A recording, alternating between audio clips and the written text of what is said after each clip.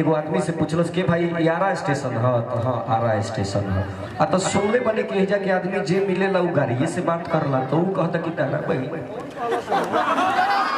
हाँ यह परिभाषा दिला। खैर देखिए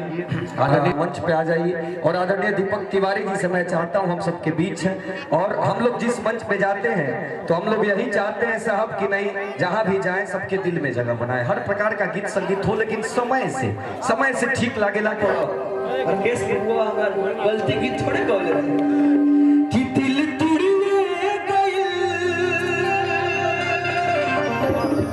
मुंह मोड़िए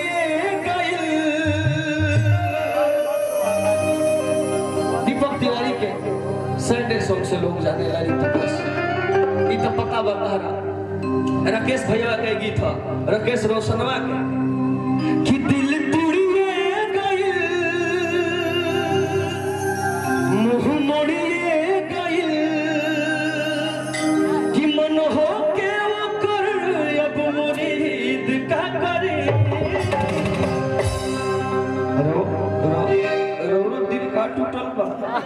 बुढ़ारी में के प्यार कब कैसे हो जाए के जानता हैं आई ले कि दिल तुड़िए गइल कर्म भक्त तरफ से आशीर्वाद बा मुंह मोड़िए गइल मन हो के वो कर अब मुरीद का करी बेवफा से वफा के उम्मीद का करी। लेकिन बात है जे खत्म जन तरुगा ले ले करा के थैसा कि दिल तोड़िए गइल दिल तोड़िए गइल